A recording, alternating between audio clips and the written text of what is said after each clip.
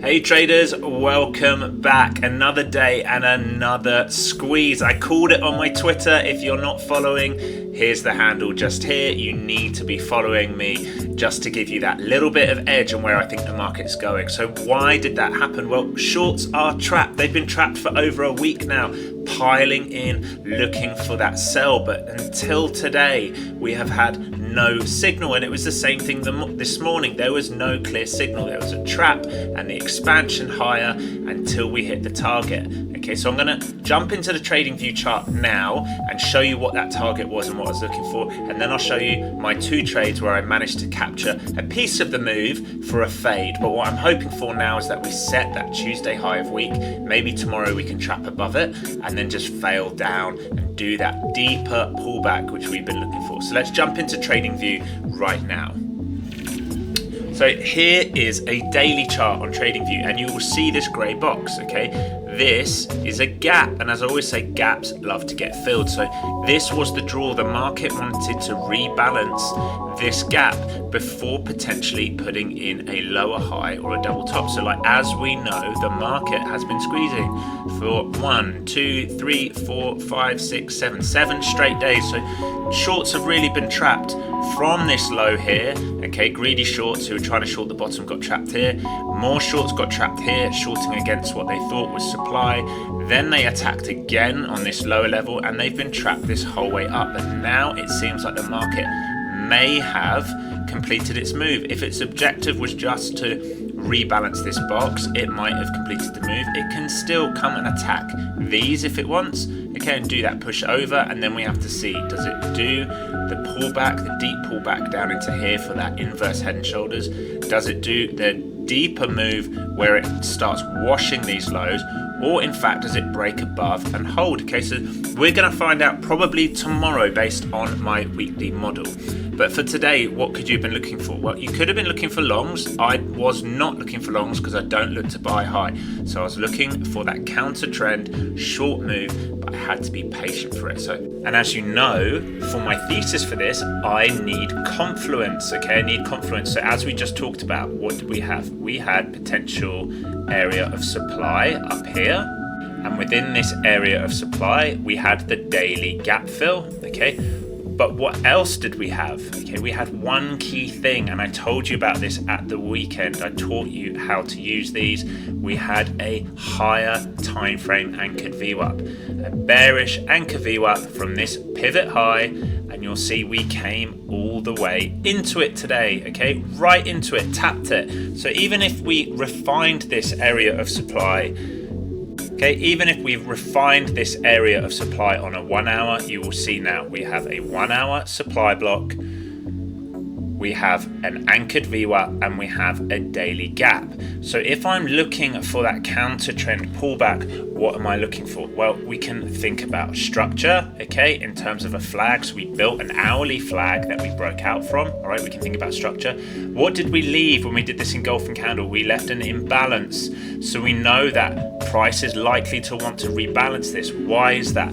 It moved so quickly that a lot of buyers can get in the market, and all the shorts that are trapped, they will cover break even or as close to break even back down here. So let's mark this imbalance out. I'll do it nice and light because I don't want it taking up too much room on the chart. And what else did we have?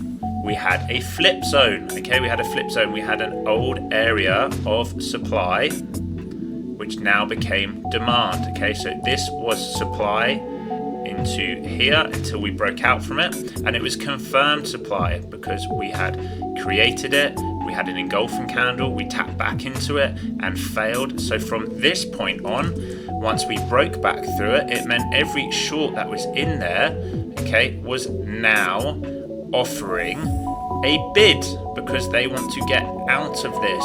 So you have lots of people short in here wanting to get flat and lots of break and retest buyers. So if I was looking for that counter trend short, which I was, I was only looking for it into this level. Okay, I was looking for it into this level. For this to be a trend short, I would have needed to see it do a move like this, okay? I need to see it stay heavy, and it didn't do that, which is why you'll see I actually cover it a little bit early because I'm very concerned about this move, which is now done, and you'll see me talk through that. But really, I probably could have held. I would have got my VWAP fill, or at least close to it, so probably left 500 odd on the table, but that's fine. I am always cautious when I'm counter trend. Let's jump into my replay now, and I'll show you the 2 trades I managed to get. So jumping into the first trade here, you can see we have filled that daily gap, the grey box, right to the top and then failed. So on that failure, I am early, but I get in with 4 contracts looking for that reaction, hoping that this 5-minute pullback candle will now close under it and use it as resistance. But as you can see, we keep tapping it and basing it on it. So I'm very, very cautious here. If it starts to push back, I will take all my size off. So it's near my break even, which is just below 4,400, the nice whole number.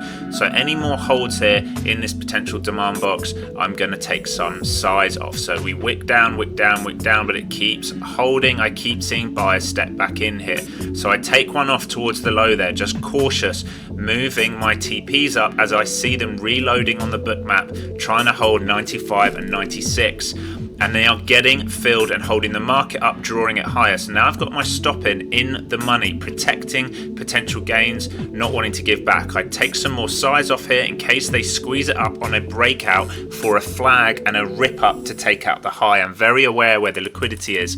And now we've taken that high, and you can see straight away I get back in on the failure of that trend. I had 4 contracts on, I take 2 off underneath that old M5 support box, okay, the old demand box. Now I'm looking to hold these 2 for a wash. So what am I looking at? I'm looking at the IB high 92, I'm looking at the previous day high 90, and I'm looking for the old H1 supply block, which might now be demand. That is the red box, and below that I would really like VWAP if we're going to start to get heavy, but I'm cautious here. It is just a pullback leg until the H1 agrees with me that it's going to start going lower. So I am very, very cautious. You can see I pulled off another contract here, aware that if it drives up any further into this bear flag that I might get trapped here. So I'm a little bit impatient, really should be holding for a deeper wash down here towards my targets. Now it starts to break down here, and I'm feeling pretty good about this now. Looking for a tag of that red box, which is now demand. You're going to see me flip over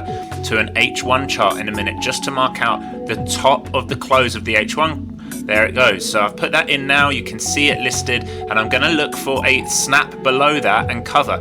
We pretty much touch it there, and I miss my cover. So now I'm very concerned. If buyers step in here and they rip it back up and they go through this imbalance of the candle, I'm going to get trapped. So I take it off, walk away, a little bit impatient, but made my money, and I'm out.